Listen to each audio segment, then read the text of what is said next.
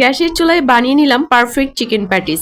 সকল টিপস সহ আজকে এই রেসিপিটা তোমাদের সাথে শেয়ার করছি। অসংখ্য লেয়ারযুক্ত এই চিকেন প্যাটিসটা খুব সহজেই কিন্তু তোমরা বাড়িতেই বানিয়ে নিতে পারবে, তাও আবার গ্যাসের চুলায়। চলো কথা না বাড়িয়ে মূল রেসিপিতে চলে যাচ্ছি।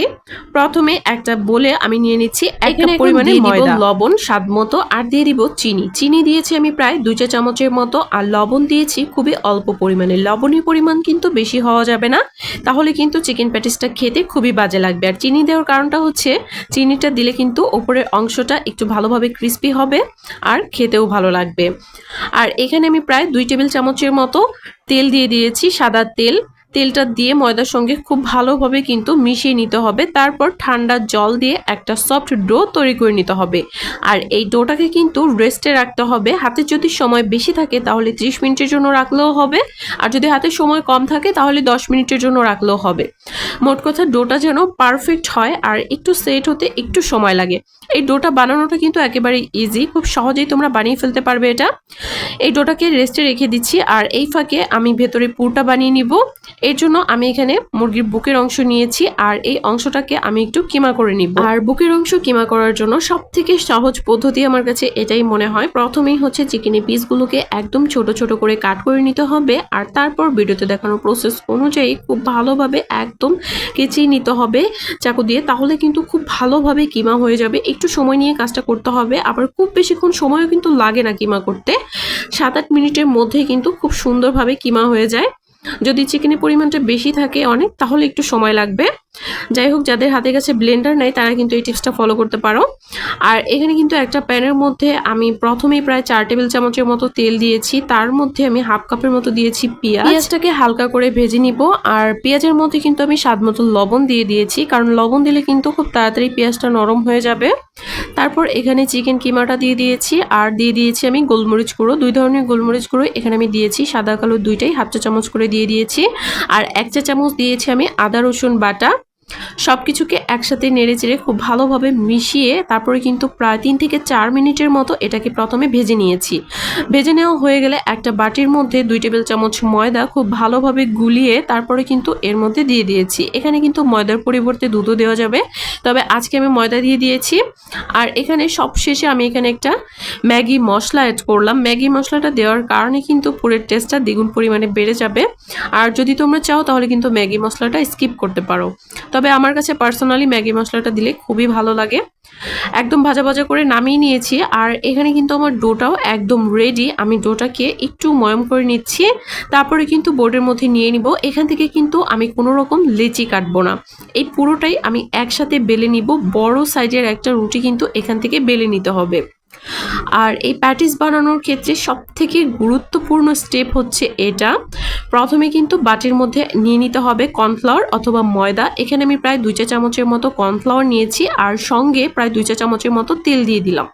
খুব ভালোভাবে কিন্তু মিশিয়ে নিচ্ছি। আর আগেই বলে দিচ্ছি, এখানে কর্নফ্লাওয়ারের পরিবর্তে কিন্তু ময়দাও দেওয়া যাবে, তবে কর্নফ্লাওয়ার দিলে কিন্তু একটা ভালো রেজাল্ট পাবে তোমরা, কারণ কর্নফ্লাওয়ার দিলে কিন্তু ক্রিস্পি হয়। চিকেন ফ্রাইয়ের ক্ষেত্রেও কিন্তু আমি সেম কথাটাই বলি, কারণ কর্নফ্লাওয়ার দিলে কিন্তু ক্রিস্পি হবে, আর ময়দা দিলে কিন্তু অন্যরকম হবে, নরম নরম হবে। এখানে আমি বড় করে একটা রুটি বেলে ওপরে কর্নফ্লাওয়ার আর তেলের মিশ্রণটা কিন্তু খুব ভালোভাবে লাগিয়ে নিয়েছি পুরো রুটিতে। তারপর একটা সাইড থেকে ভাঁজ দিয়ে আবারও কিন্তু আমি সেই তেল আর কর্নফ্লাওয়ারের মিশ্রণটা লাগিয়ে নিলাম। এইভাবে ভিডিওতে দেখানো প্রসেস অনুযায়ী কিন্তু ভাঁজগুলো দিয়ে দিতে হবে। আর এই প্রসেসটাই কিন্তু ফলো করতে হবে 3 বারের মতো। যদি 3 বারের মতো একটা রুটিতেই আমি এই প্রসেসটা ফলো করি তাহলে কিন্তু একটা ভালো রেজাল্ট পাবো, মানে অনেকগুলো লেয়ার হবে আর লেয়ারগুলো কিন্তু বোঝাও যাবে। আমি এটাকে রেস্টে রেখেছিলাম প্রায় 10 মিনিটের মতো। এখন এটাকে বের করে নিচ্ছি। আর এটা কিন্তু এখন এই পর্যায়ে অনেক বেশি সফট আছে। প্রথমে কিন্তু বেলুনি দিয়ে বেলা যাবে না, প্রথমে হচ্ছে হাত দিয়ে চেপে চেপে একটু বড় করে নিতে হবে, তারপরে কিন্তু বেলুনি দিয়ে বেলতে হবে। আর এখানে কিন্তু ভিডিওর স্পিডটা একটু বাড়ানো আছে, তোমরা কিন্তু চেষ্টা করবে একটু ধীরে ধীরে কাজটা করার। আর আমি এখানে চেষ্টা করছি একটু লম্বা আর একটু বড় করে বেলে নেওয়ার, কারণ এটাকে কিন্তু আবারও একবার ভাঁজ দিতে হবে। আরেকটা কথা বলে রাখছি, প্রত্যেকটা স্টেপই কিন্তু অনেক বেশি ইম্পর্ট্যান্ট। এখানে কিন্তু লম্বা করে একটু বেলা হয়ে গেলে মধ্যে কিন্তু আবারও তেল আর কর্নফ্লাওয়ারের মিশ্রণটা দিয়ে ভিডিওতে দেখানো প্রসেস অনুযায়ী আবারও কিন্তু ভাঁজ দিয়ে দিতে হবে। তারপর আবারও হচ্ছে এটাকে আমি রেস্টে রেখেছিলাম, তারপরে আবারও কিন্তু এখান থেকে বেলে নিচ্ছি। একটু লক্ষ্য করলেই তোমরা বুঝতে পারবে এটা বানানো কিন্তু একেবারে কঠিন কোনো কাজ নয়, খুবই সহজ। শুধু যদি সকল টিপস ফলো করো তাহলেই দেখবে একদম পারফেক্ট হয়েছে। আমি এটাকে হচ্ছে আবারও রেস্টে দিয়েছিলাম, মোট 3 বার আমি এটাকে রেস্টে রেখেছিলাম। এখন কিন্তু এটাকে আমি বেলে নিব। একটু হাত দিয়ে প্রথমে কিন্তু চেপে দিতে হবে যেন চারদিকটা একদম আঁকাবাঁকা হয়ে না যায়। আমি এখানে বেলে নিয়েছি, তারপরেও কিন্তু চারদিকে আঁকাবাঁকা আছে, আর চারদিকের অংশটা যদি সমানও থাকে তারপরেও কিন্তু কাট করে নিতে হবে, কারণ সাইড থেকে কিন্তু এর জন্যই বোঝা যাবে কাট করার ফলে যে কতগুলো লেয়ার হয়েছে। সমানভাবে আমি একটু কাট করে নিচ্ছি চারটা দিকেই। যে বাদবাকি অংশ আছে সেটাও কিন্তু আমি ফেলে দিব না, সেটা দিয়ে কি করি পরবর্তীতে তোমাদেরকে দেখিয়ে দিব। এখানে হচ্ছে প্রথমে আমি মাঝখান বরাবর কাট করে দিলাম, তারপরে আরও একবার কাট করে দিলাম, মানে এখান থেকে আমার 4টা প্যাটিস হবে। এখন ভেতরে আমি পুরটা দিয়ে দিব। আর এখানে কিন্তু একটা ডিমের কুসুমও আমি নিয়ে নিয়েছি, কারণ উপরে ব্রাশ করতে হবে। ডিমের কুসুম না দিলে কিন্তু গ্যাসের চুলায় বেক করলে আর কি খুব সুন্দর একটা কালার আসবে না। খুব সুন্দর একটা কালার আনার জন্যই কিন্তু ডিমের কুসুমটা নেওয়া। আর এখানে আমি একটু সেট করে দিচ্ছি, এখানে ডিমের কুসুম দিয়ে আমি সেট করে দিলাম। এখানে কিন্তু ডিমের কুসুমের পরিবর্তে সামান্য জল দিয়েও কিন্তু সেট করা যাবে। ভেতরে ভর্তি করে পুর দিয়েছি, উপর থেকে আরও একটা সাইড থেকে এনে কিন্তু খুব ভালোভাবে একটু চাপ দিয়ে দিতে হবে। সম্পূর্ণ অংশে কিন্তু চাপ দেব না, শুধু ওই একটু অংশে চাপ দিলে কিন্তু হয়ে যাবে, কারণ এগুলো কিন্তু আমি তেলে ভাজবো না, বেক করব। সো খুলে যাওয়ার কোনো সম্ভাবনা নেই। এইভাবে আমি সবগুলো বানিয়ে নিয়েছি, আর এই স্টিলের প্লেটে আমি খুব ভালোভাবে তেল মাখিয়ে নিয়েছি। তারপরে কিন্তু এক এক করে প্যাটিসগুলোকে সাজিয়ে দিয়েছি, আর সব শেষেটাও আমি বানিয়ে নিচ্ছি প্যাটিস। এখন কি করতে হবে, এটার ওপর দিয়ে ডিম ব্রাশ করে দিতে হবে।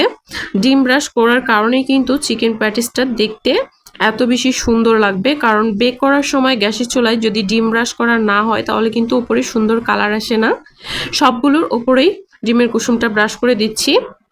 এখন আমি তোমাদেরকে দেখিয়ে দিচ্ছি যে কাটা বাড়তি অংশটুকু ছিল সেটাও কিন্তু আমি ফেলে দিব না, সেটা দিয়ে আমি আরও একটা প্যাটিস বানিয়ে নিব। হাত দিয়ে এটাকে একটু ছড়িয়ে নিয়েছি আমি, আর তারপর এর উপরেও তেল আর কর্নফ্লাওয়ারের মিশ্রণটা দিয়ে এভাবে ভাঁজ দিয়ে নিচ্ছি। ভিডিওতে দেখানো প্রসেস অনুযায়ী তোমরা এভাবে ভাঁজ দিয়ে নিবে, তারপর হালকা করে একটু বেলে নিবে।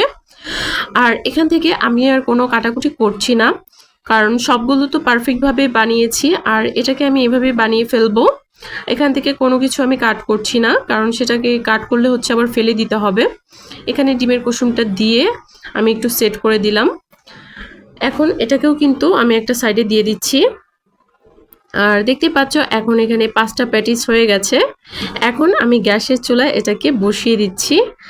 একদম লো ফ্লেমে এটাকে বেক করে নিতে হবে প্রায় 1 ঘন্টার মতো।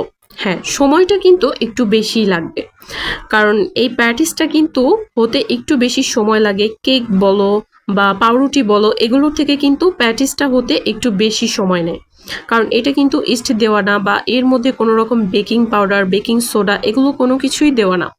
হ্যাঁ, তোমরা যদি একটু সময় নিয়ে ধৈর্য ধরে প্যাটিসটাকে বেক করো তাহলে কিন্তু দেখবে একদম পারফেক্ট হয়েছে। আমি একটু সাইড থেকে ভেঙে দেখিয়ে দিচ্ছি আসলে কতটা লেয়ার হয়েছে আর কতটা সুন্দর হয়েছে।